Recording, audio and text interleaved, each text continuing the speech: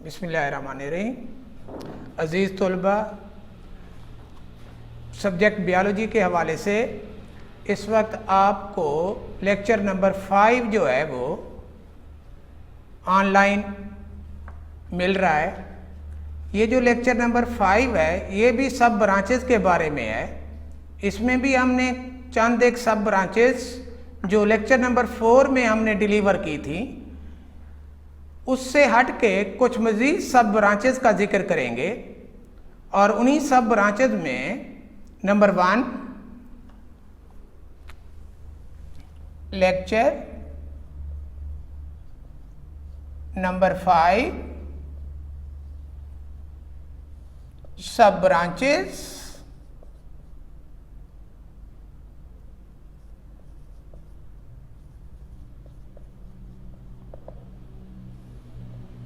अब जिन सब ब्रांचेस का हमने जिक्र करना है उनमें एक है इकोलॉजी या इन्वायरमेंटल बियोलॉजी, इकोलॉजी या इन्वायरमेंटल बियोलॉजी। देखिए ये एक लिविंग ऑर्गेनिज्म है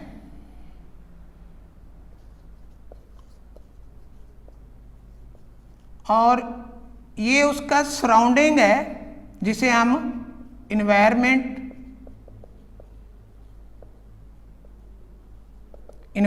का नाम देते हैं। अब इस ऑर्गेनिज्म का इन्वायरमेंट के ऊपर इफेक्ट है और इन्वायरमेंट का इस ऑर्गेनिज्म के ऊपर इफेक्ट है। तो इसका मतलब ये हुआ कि ऑर्गेनिज्म और इन्वायरमेंट के दरमियान बाकायदा एक रिलेशनशिप है। तो ऐसी ब्रांच जिसमें हम ऑर्गेनिज्म और उसके इन्वायरमेंट के दरमियान जो रिलेशन है उसका जो मुतालिया करते हैं जिस ब्रांच में, वो ब्रांच इकोलॉजी या इन्वायरमेंटल बियोलॉजी कहलाती है। तो बस जो डेफिनेशन होगी इकोलॉजी या इन्वायरमेंटल बियोलॉजी की वो इस तरह होगी कि the study of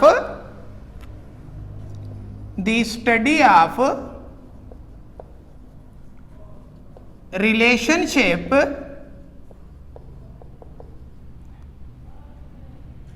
between the organism and its environment is called ecology या environmental biology। अजीज तलबा, इन्वायरमेंट ऑर्गेनिक भी हो सकता है, इन्वायरमेंट इनऑर्गेनिक भी हो सकता है। तो बस एक ऑर्गेनिज्म का ऑर्गेनिक और इनऑर्गेनिक इन्वायरमेंट के साथ जो रिलेशन बनता है उस रिलेशन का मुतालिया जो है हम जिस ब्रांच में करते हैं दैट इज कॉल्ड इकोलॉजी या इन्वायरमेंटल बियोलॉजी। उसके बाद जो है अगली सब ब्रांच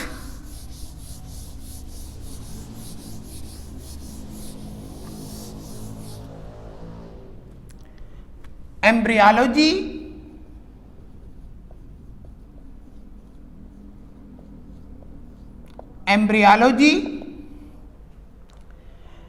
देखिए, इससे पहले कि मैं एम्ब्रियोलॉजी की डेफिनेशन जो है वो आपके सामने बोलूं, आप खुद एक चीज को अगर अंडरस्टैंड कर लें तो फिर खुद आप एम्ब्रियोलॉजी की डेफिनेशन लिख भी सकते हैं और बोल भी सकते हैं। तो देखें बेटा, मैं इसका ग्राउंड बनाऊंगा और फिर हम डेफिनेशन की तरफ आएंगे। देखें, स्पर्म और एग, जब ये स्पर्म और एग आपस में मिलते हैं तो जाइगोट बनता है। जाइगोट या फर्टिलाइज्ड एग। अब ये जो जाइगोट या फर्टिलाइज्ड एग है, that undergo the process of development.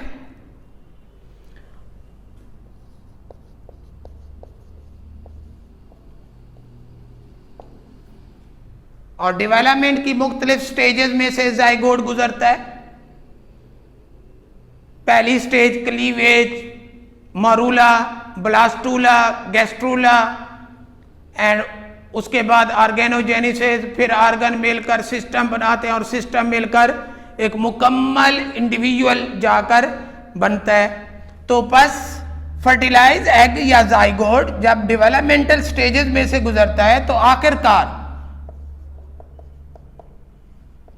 Individual जाकर बनता है। तो अजीज तलबा, किसी भी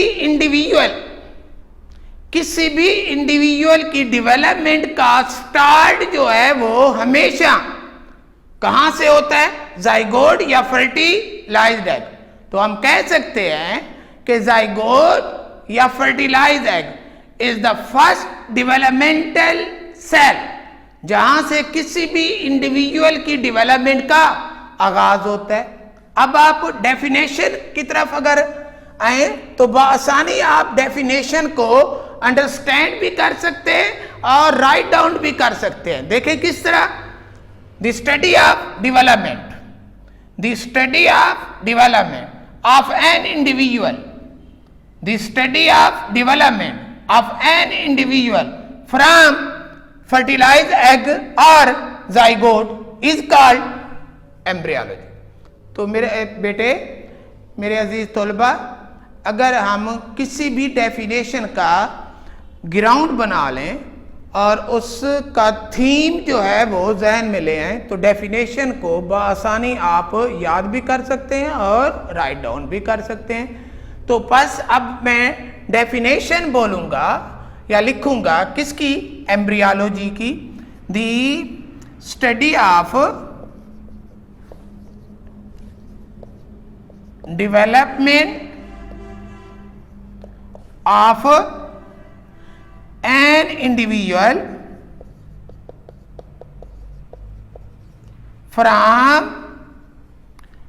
फर्टिलाइज्ड एग or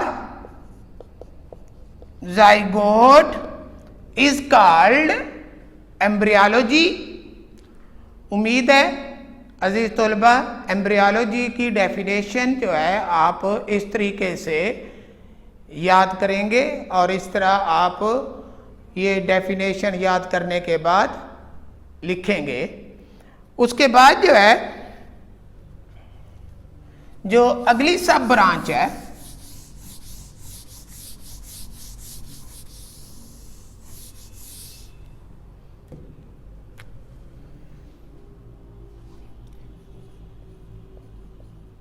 पैलियोंटोलॉजी,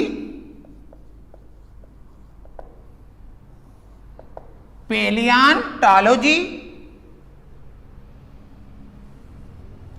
अजीज तलबा,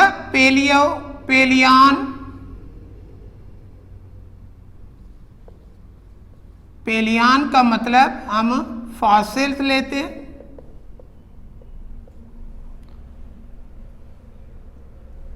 तो पैलियंस से मुराद फॉसिल। तो बस इस तरह ये जो है अंदाजा हो जाएगा कि ये वो ब्रांच है जिसमें हमने किसका मुतालिया करना है? फॉसिल्स का।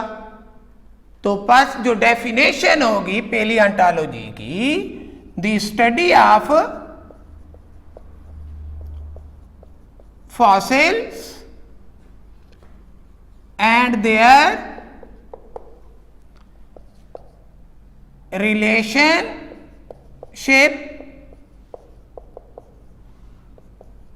to the evolution of life on the earth is called पैलियोंटोलॉजी। देखें बेटा, जब कोई डेफिनेशन बड़ी हो या याद ना हो रही हो तो उस डेफिनेशन के पार्ट्स कर लिया करें, जिस तरह मैंने ये पार्ट्स किए हैं, ताकि मैं इस डेफिनेशन को समझ भी सकूं और इसको याद भी कर सकूं। देखिए, द स्टडी ऑफ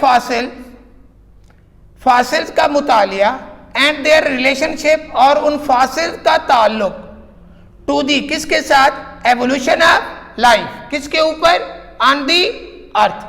अगर आप इस तरह ठहर ठहर के पार्ट्स में डेफिनेशन को याद करेंगे तो कंसेप्ट भी बनेगा और वो डेफिनेशन जल्दी याद भी हो जाएगी।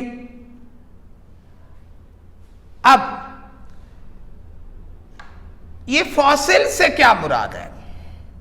फॉसिल कोई सब ब्रांच नहीं है, क्योंकि लफ्ज फॉसिल्स आ गया था डेफिनेशन में, तो फॉसिल्स को अंडरस्टैंड करना जरूरी है। देखें, मुख्तलिफ ज़मीनी दौर में मुख्तलिफ किस्म की तब्दीलियाँ आई इन्वायरमेंट में। कुछ ने उन तब्दीलियों को बर्दाश्त कर लिया, जिन ऑर्गेनिज्म ने उन तब्दीलियों को बर्दाश्त कर लिया वो जानदार जो है वो ज़मीन के ऊपर अपने वजूद को बरकरार रख सके। लेकिन ऐसे जानदार जिन्होंने इन्वायरमेंटल चेंजेस को बर्दाश्त नहीं किया वो ख़त्म हो गए, डेड हो गए, और डेड होने के बाद वो ज़मीन में, चट्टानों में दफन हो गए। तो ये जो डेड बॉडीज हैं, प्लांट की हों या एनिमल की हों, जो प्रिजर्व्ड हो जाए, महफूज हो जाए इन द रॉक्स, तो हम उन dead remaining parts of plant और एनिमल को जो चट्टानों में दफन हो जाएं, उनको हम फॉसिल्स का नाम देते हैं। तो फॉसिल की जो डेफिनेशन है, dead remaining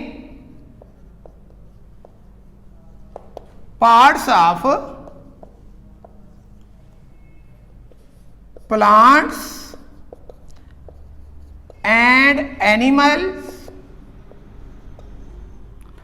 or their impression निशानात preserved in rocks called fossils। तो मुर्दा जानवरों और पौधों के बचे कुचे हिस्से या उनके निशानात जो महफूज हो गए हों इन दी राग, चट्टानों के अंदर, कॉल्ड फॉसिल्स। तो बेटा, अब ये फॉसिल प्लांट के भी हो सकते हैं, फॉसिल एनिमल के भी हो सकते हैं, लिहाजा उसकी बुनियाद पर पेलियोंटोलॉजी की जो टाइप्स बनेंगी वो दो बनती हैं। One is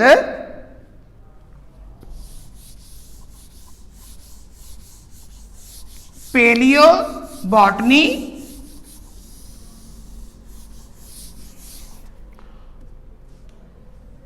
number one paleo botany, और नंबर दो पेलियो ज़ूलॉजी।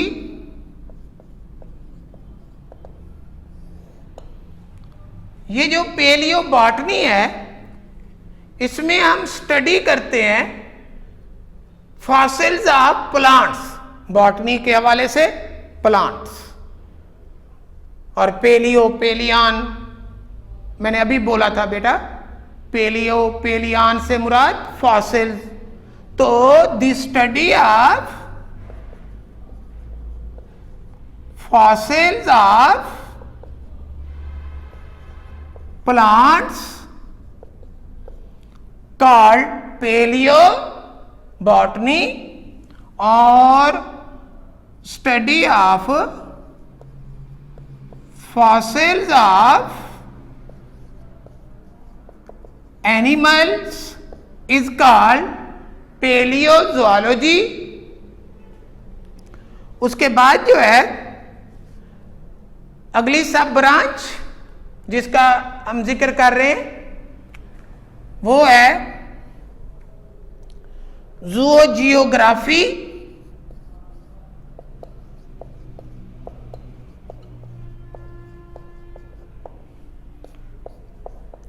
देखिए इस सब ब्रांच के मैंने पार्ट्स कर दिए हैं और उन पार्ट्स के मीनिंग को अगर हम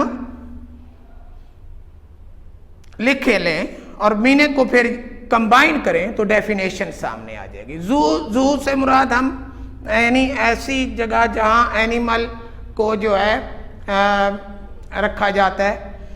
जियो से मुराद अर्थ है। Graphic distribution, it mean that के distribution of animal in the different region of the earth is called zoogeography. अब डेफिनेशन जो है ज़ूओजियोग्राफी की, the study of distribution of animals in different region of earth is called ज़ूओजियोग्राफी। उसके बाद बेटा molecular biology,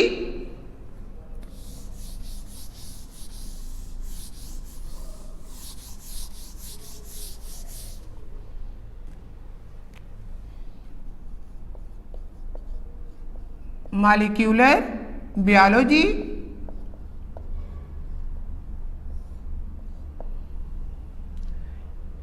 देखिए बेटा जितने भी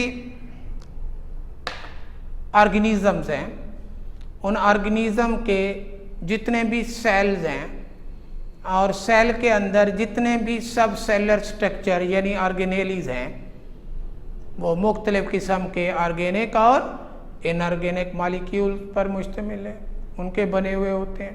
तो बस एक ऑर्गेनिज्म का मुतालिया, ऑर्गेनिज्म के अंदर पाए जाने वाले सेल्स का मुतालिया और उसके साथ साथ सेल के अंदर जो ऑर्गेनेलीज हैं उनका मुतालिया अगर हम मॉलिक्यूलर लेवल पर करें तो that is called molecular biology. तो बस मॉलिक्यूलर बायोलॉजी ऐसी सब ब्रांच है जिसमें हम स्टडी करते हैं the study of structure of organisms, their cells and organelles at molecular level is called molecular biology। उसके बाद जो है जो अगली सब ब्रांच है पैरासाइटोलॉजी।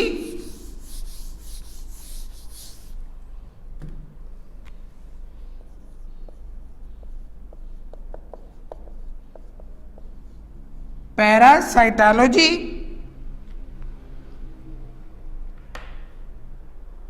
यानी ये नाम से ही ज़ाहिर है कि ये वो ब्रांच है जिसमें हमने पैरासाइट का मुतालिया करना है। बेटा इससे पहले कि हम पैरासाइटोलॉजी की जो डेफिनेशन है वो बोलें या वो लिखें, उससे पहले हमें पैरासाइट के बारे में जो है वो जानना चाहिए।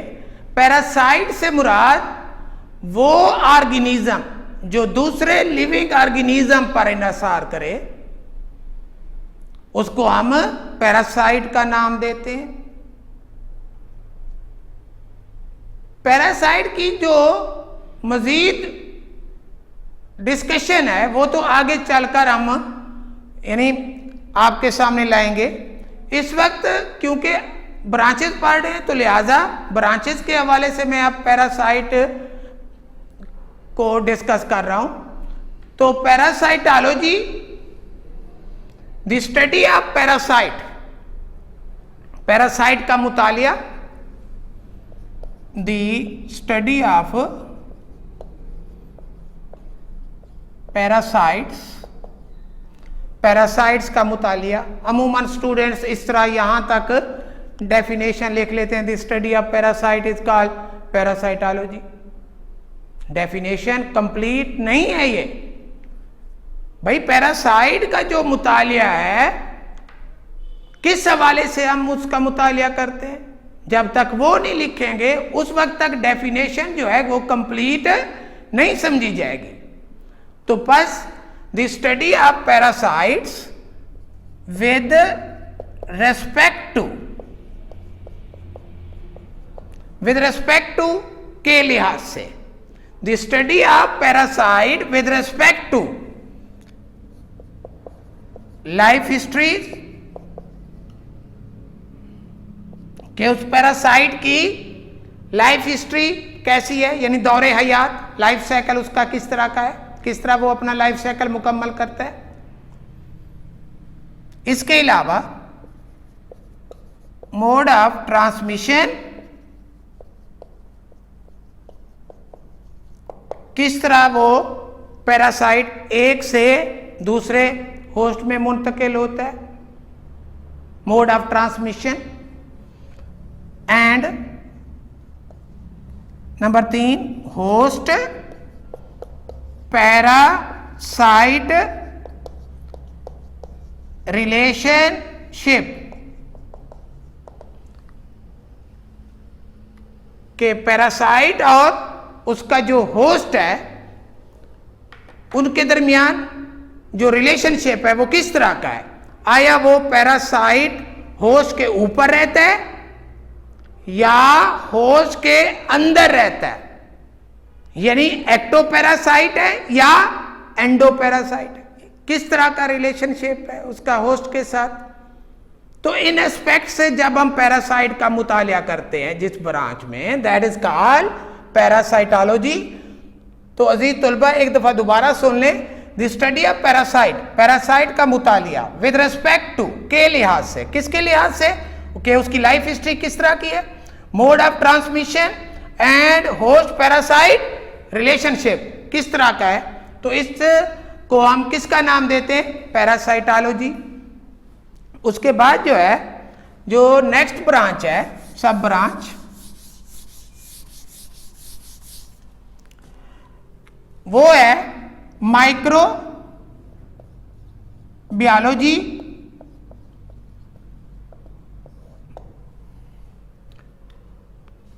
अब कुछ किताबों के अंदर माइक्रोबायोलॉजी को एज ए मेजर ब्रांच तस्वर करते हैं और कुछ जो हैं वो बुक्स के अंदर माइक्रोबायोलॉजी को एज ए सब ब्रांच इंक्लूड करते हैं। तो माइक्रोबायोलॉजी एक ऐसी जो है वो ब्रांच है जिसमें हम माइक्रो ऑर्गेनिज्म का मुतालिया करते हैं। माइक्रो ऑर्गेनिज्म से मुराद यूनिसेलर हम ले लेते हैं, प्रोटोजोन है, बैक्टीरिया है, वायरस है, एलजी है, फंजाई है कुछ। तो उसका जो मुतालिया जिस ब्रांच में करते हैं दैट इज कॉल्ड माइक्रोबायोलॉजी। उसके बाद जो है fresh water biology,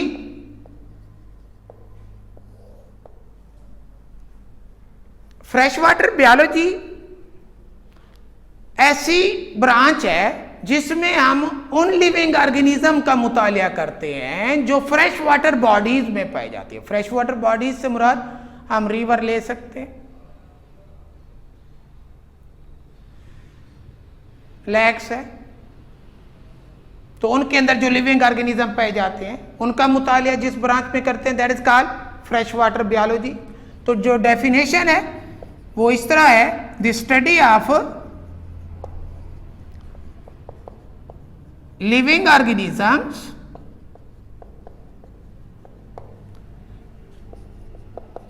living in fresh water bodies,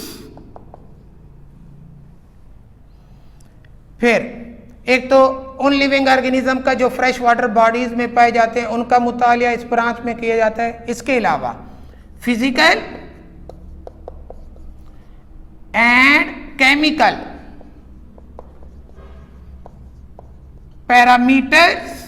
parameter से मुराद खसूसियात of fresh water bodies is called fresh water biology. अजीज तलबा, फ्रेश वाटर बायोलॉजी के बाद मेराइन बायोलॉजी,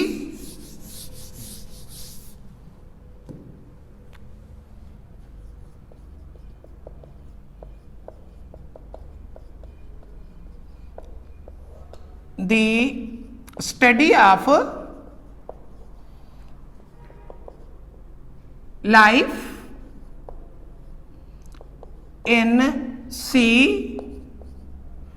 or ocean, यानी ऐसी मखलूक जो सी या ओशन में पाई जाए उसका मुतालिया। उसके अलावा फिजिकल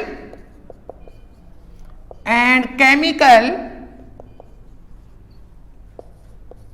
पैरामीटर्स ऑफ सी और ocean is called marine biology. उसके बाद अगली सब ब्रांच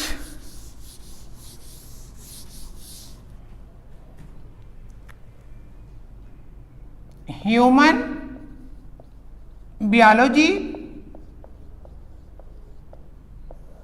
नाम से ही जाहिर है कि इसमें हमने ह्यूमन को स्टडी करना है विद रिस्पेक्ट टू एनाटमी। उसकी एनाटमी कैसी है, उसकी मॉर्फोलॉजी कैसी है, उसकी जेनेटिक्स कैसी है, उसकी एवोल्यूशन किस तरह हुई। तो इन एस्पेक्ट से जब हम ह्यूमन का मुतालिया करते हैं तो that is called human biology. बेटा देखें डेफिनेशन जो है ह्यूमन बायोलॉजी की, the study of human with respect to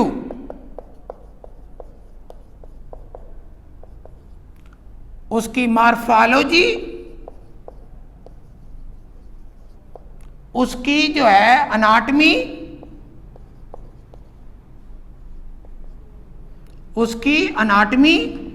उसकी साइटोलॉजी, एवोल्यूशन, जेनेटिक्स। तो इन एस्पेक्ट से जब हम एक ह्यूमन का मुतालिया करते हैं जिस ब्रांच में, तो that branch is called human biology. उसके बाद social biology, the study of social behaviour and communal life of human। Social behaviour मुआशरती रवैया, उस मुआशरे में, उस गिरोह में उसका जो है रवैया, किरदार, इन ह्यूमन का, इन एस्पेक्ट से जो हम मुतालिया करते हैं ह्यूमन का, that is called social biology. जिस ब्रांच में करते हैं that is called social biology. उसके बाद लास्ट सब ब्रांच जिसका जिक्र कर रहे हैं that is called biotechnology.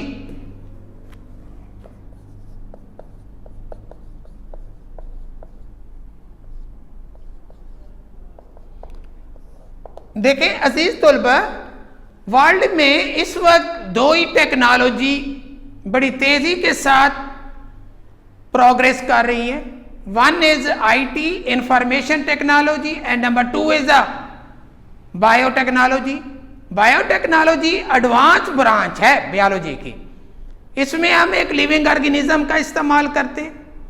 Living organism के सिस्टम का इस्तेमाल करते हुए या उनके प्रोसेसेस का इस्तेमाल करते हुए हम ऐसी प्रोडक्ट्स बनाते हैं that are use for the welfare of mankind, this is called biotechnology. तो बस the use of living organisms, their systems or processes in manufacturing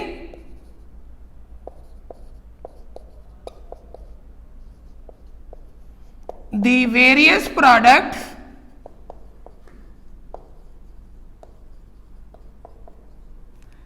that are used for the welfare of mankind is called biotechnology.